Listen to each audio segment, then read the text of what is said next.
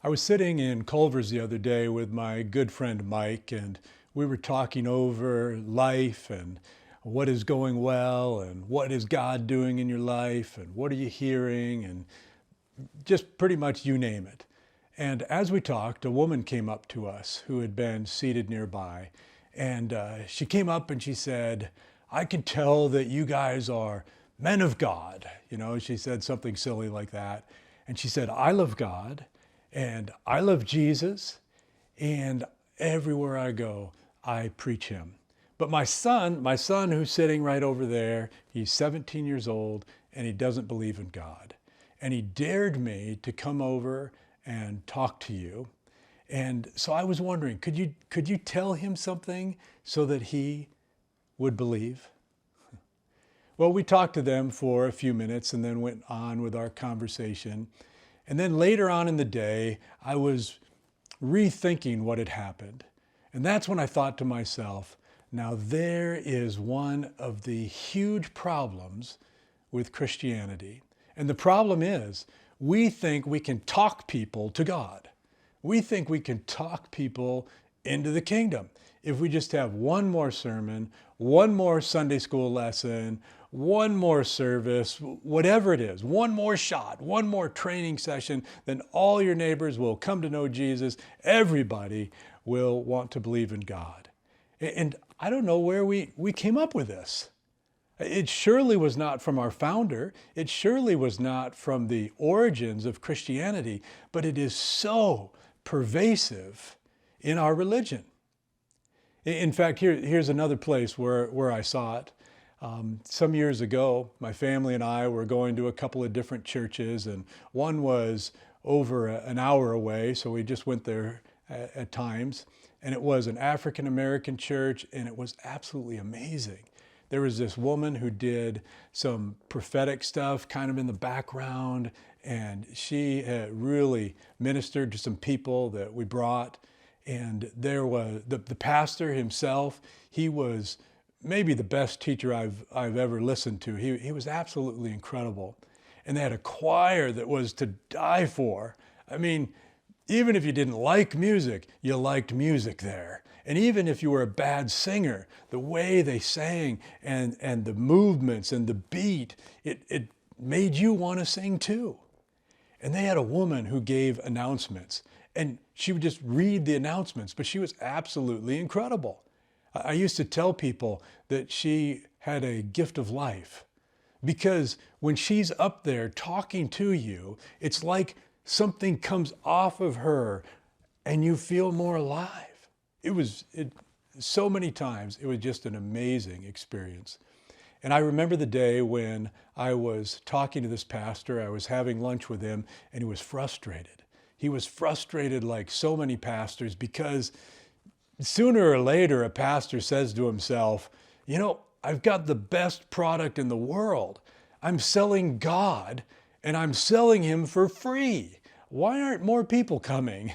And so you ask yourself that question, and so many pastors come to the conclusion, well, the problem is we are not teaching enough. And that's what he said. And I remember that day, and I remember it in my gut. It just did not feel right. And maybe no one else notices, but I've been back a few times since, and it's never been the same to me. The woman who does the prophetic stuff, I don't know if she died or moved away. The woman that was so amazing with the announcements doesn't do the announcements anymore, and their choir sings less. Why? Why is it that we think that God is somehow revealed best through our teaching? Sometimes I think it's because we can't do this stuff in the Bible anymore. Jesus modeled these incredible things way up here, and we can't do them. And so it seems like, to make up for that, I wonder, did we decide, since we can't do it, so let's just push away doing the things and let's talk more to make up for it? Because Jesus, the cornerstone of what he did was not teaching. In fact, if you look at his teaching, you'll see there were so many times when the disciples would come to him and they would say, "Do you realize that nobody gets what you're saying?" And Jesus would tell these stories, and people had to be thinking things to themselves like, why is he telling us stories about people digging holes in the ground and money being hidden and sheep being lost? Because often he wouldn't explain it. And he'd walk away and he'd see who would come and ask him. And instead of making teaching the core of what he was doing, he said, "I am going to show God to you." That's what he did. He was going to demonstrate the kingdom. He was going to demonstrate that God was real. He was not going to talk you into it. He was not going to use apologetics. He was not going to use any witnessing tools. He was going to show you something miraculous. And when you walked away, you knew you had seen God. And somewhere along the line, we've gotten away from that. And sometimes I wonder if we're like this guy I knew when I was in college. And well, before I tell this story, let me just say this. I'm not saying this as someone who has arrived. I'm not saying this like, I demonstrate the kingdom, so you should be like me. I'm saying that in the last 8 years of my life, when God has really turned my life upside down, I have seen one time where I've experienced something, put my hands on someone, and was a part of something that could have been in the New Testament. One time. That's not like Jesus did it. That's not like the apostles did it, where it was consistent and it was tangible. No, one time. I've seen it. Makes me want it more. I've seen many, many times when there's some demonstrating of God. You know, it's way better than what I used to see, but it's not at a New Testament level. So I don't say this as someone who goes, "Come on, be like me." I say it to ask, is there anybody else out there who's tired of talking? And I realize I say this talking, but is there anybody else that says, I'm done trying to convince people of all this stuff when I can't even do it myself? And I'm not harping on any person in particular. I'm talking about all of Christianity. We just simply are not able to do it. And so sometimes I just wonder, is there somebody else out there that would join me and would say, you know what? We're done trying to convince people. We're done trying to convert our neighbors. We're done with it. We're done talking to the world.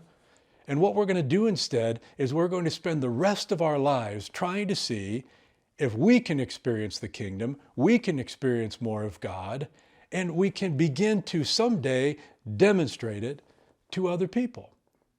And so now I'll get back to the story that I was starting.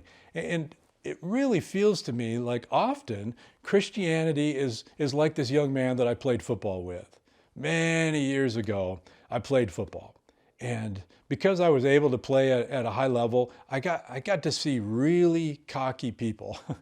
Lots of good people, but also really cocky people, because an 18-year-old that was highly recruited, who comes into a Division I school with everybody saying you're great, truly thinks he is God's gift to the universe.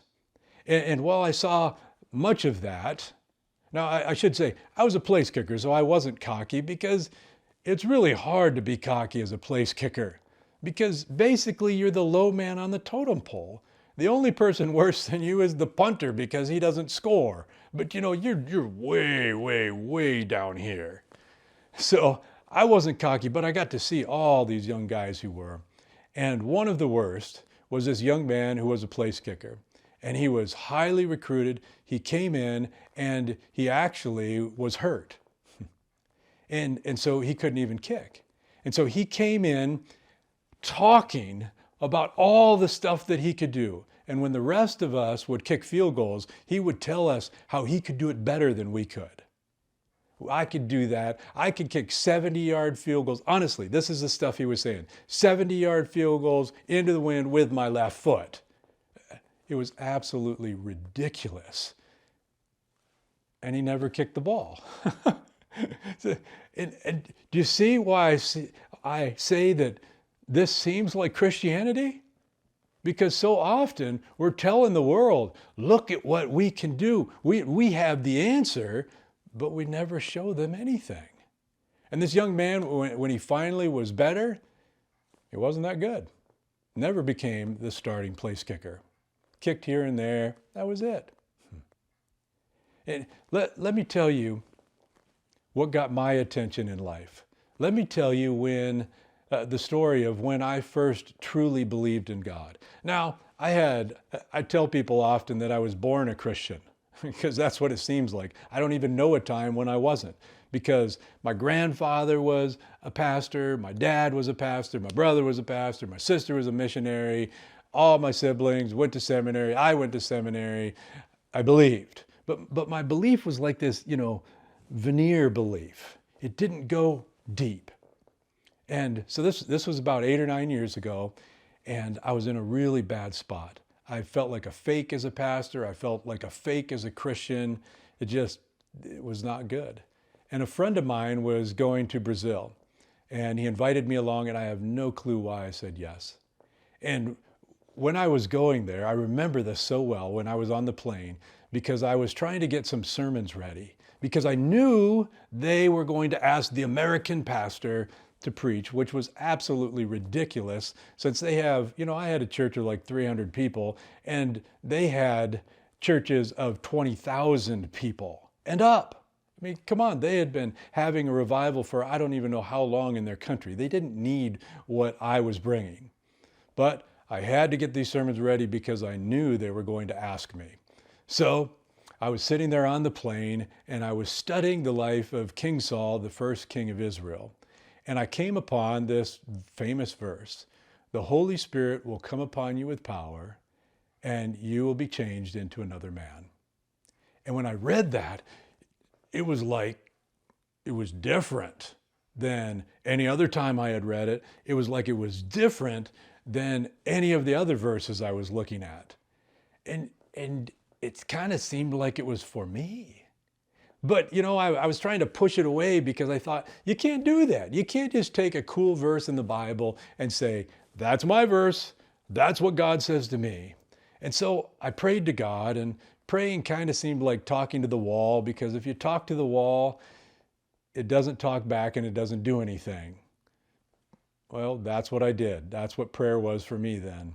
And so I talked to the wall, and I said to God, the only way I could ever claim that verse is for me is if somebody else told me that God is saying this to you. So I closed in my Bible. I finished that. I thought nothing more about it. Didn't tell anybody about it. And fast forward 2 or 3 days into Brazil, and I'm doing really poorly. I just want to go home. I just want to get back to my little kids and my wife, my life. I'm out of place. I don't want to do this. I had the world's worst day. And then to top it all off, I had to go to church because they have church every single night in Brazil. And it's late night church. So church doesn't end. So it's like I want to go to bed, but my bed is actually in the church. So I've got to go to church and wait for everybody to leave before I can sleep. And so I go to the service. It's like 9 or 10 o'clock when it finally ends. And then when I think it's over, the pastor gets up and he says, we're going to have a prayer service now. Now, I've tried this. When I was a pastor years ago, I've tried this in America. And in America, when you do that, 1 or 2 people come forward. And if you do it more than once, it's the same 1 or 2 people. If you do it in Brazil, everybody except 1 or 2 people come forward. And so they said, we're going to have the Americans pray for you. So I had to get up front with my buddies there and pray for people. And the lines, every single line goes the whole length of the church. Everybody is in line. And so I'm praying for people, and it's going horribly, absolutely, terrible. I can't get anything across to people, even through the translator. Nothing is happening. When I look around, see, this is the funny thing, because in Brazil, the thing is you fall over. Now, you can make fun of it, you can say it's real, you can say it whatever, but that's what they do. So I started being like a little kid. And so I was looking around me while I'm praying for people. I'm like looking around me to see what's happening. And in every other line, people are like on the floor all over the place, except my line. And right behind me, there was a Brazilian pastor. And he had his arms crossed and he looked mean. And my actual thought while I was praying for people, which you can tell I was not concentrating much on it, my actual thought was, they're going to bench me. I'm like a pitcher that's thrown one too many home runs, and they're going to say, you're out of here. Well, finally that ended. I don't remember. I don't remember how it ended. I assume everybody in my line went to somebody else's line and got what they wanted. And so now I'm going, oh, I'm going to just climb into bed. But no, the pastors then said, now what we're going to do is all the pastors, we're going to fast and pray all night. And you know what? Now I'm mad at God. I'm like yelling at God. This is your fault. You could stop him from doing this and you aren't doing it. This is your fault. Stop it. So I go into that room to meet with these like 40 pastors or whatever. This is ridiculous. There's no way I'm going to be able to fast and pray all night. And then the head pastor, I mean, talk about kicking a man when he's down. The head pastor looked over at me and he said, and now Pastor Ken has a word from God for us. And you know what? I was so bad off, I couldn't even fake anything. I couldn't even pretend that I had something. And so I just said, you know what? I've got nothing. Would you pray for me? This is where I'm at. I'm in a really bad spot. So they prayed for me, which means they dump a whole ton of oil on your head. So I had oil all over the place. And they finish, and it's kind of like, well, that was nice. But nothing happened, but it was nice that they did that. And then this guy started screaming at me. One of their pastors just, every other time I saw him, he had a smile on his face and he was happy. This time he's just yelling and yelling and yelling. And I don't know what he's yelling because I don't speak Portuguese and I don't speak in tongues. So I don't know which one he's doing, but he's doing one of them and I don't know what he's saying. And they can't get him to be quiet. They're trying over and over again to say, quiet, quiet. The interpreter just tries, shut up, shut up, shut up. He won't shut up till finally, and now I don't even know what to do. Because I'm like, I just bore my soul to you. I just told you I am doing so poorly. I don't even know what to do in life. I don't even know how to go on in life. And now you scream at me? And then this is when my belief went from up here to down here. Still has forever to go, but it got deeper. Because when they finally got him to be quiet, the interpreter looked at me and he said, when they were praying for you, he had a vision of King Saul being anointed as the first king of Israel. And what he was yelling to you over and over and over again was the same thing. The Holy Spirit will come upon you with power, and you will be changed into another man. That was, at that time, the most incredible thing I had ever experienced, because it was the first time in my life that I recognized that someone demonstrated God to me. So, I hope someday I get to find that young man in Culver's. And maybe he won't be young anymore. I don't care if it's 5 years. I don't care if it's 20 years. I don't care if it's with my last breath. I hope I go to Culver's again and find that young man. And I hope he looks over at me and he challenges me and he says, give me one thing. Give me one thing to believe in God. And I hope what has happened is I found a group of people and we said, forget that. We're not even going to try and do that anymore. We're going to pursue God. We're going to find out what's wrong with Christianity. Why can't we do it? And then I'm going to turn to him and I'm going to say, no, I won't. But I will show him to you.